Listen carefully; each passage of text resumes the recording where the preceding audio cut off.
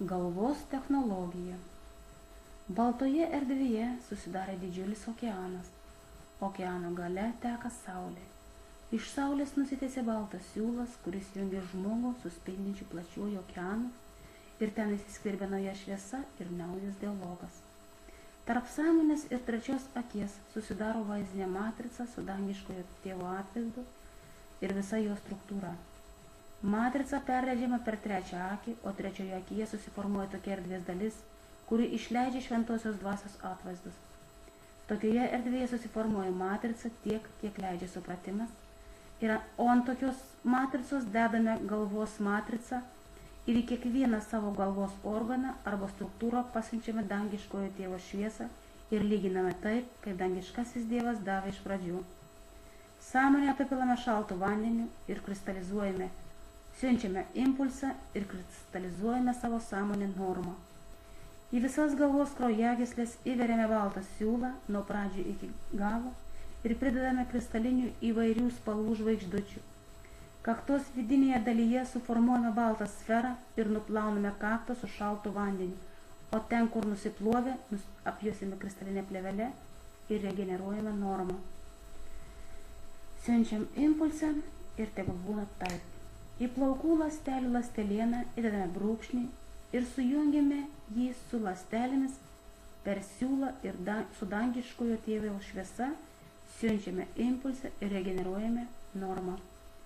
Burnos ertmę ir kiekvieną dantį apvyniojame baltos šviesos siūlų ir užpildome kiekvieną dantį šventosios dvasios vandenį arba nuplauname dantenas, išimame seną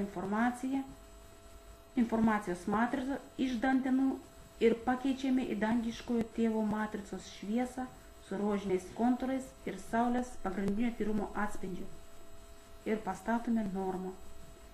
Į kiekvieną struktūros matricos dalelę dedame į dantenas ir ten paleidžiame šviesą, kuri užpildys dantenas ir burnos ertmę, nieko nepažeidžiant. Į burnos ertmę dedame rožinį kvadratą su baltais kontūrais, o ant kiekvieno danties po rožinę sferą su baltu kontūru, o į gomurį suformuojame balto atspindžio sūkurį, tokį pat sūkurį hipofizį suformuojame ir viską sujungiame baltų brūkšnių. Brūkšnys išsiplėtė tiek, kad aplinkui galvą susidarė didžiulis sūkurys ir prašome arba pastatome tikslą atstatyti visas fizinio kūno galvos ląsteles, kurios jungia vidinį ir išorinį pasaulį, kuris yra matomas iš dangiškojo tėvo akių ir supratimo. Dabar siunčiame impulsą, kad visa ši technologija dirbtų ir atsakytų nuo šiandien iki begalybės. Dabar suformuotą galvą perkeliame į savo fizinio kūno galvą, o nuo galvos pradeda plėsti šviesa į fizinį kūną ir į visas pagrindinės matricos struktūras, kurios atgaivins visko, ko reikia žmogaus fizinio kūno ląstelėms arba taip, kaip Dievas davė iš pradžios.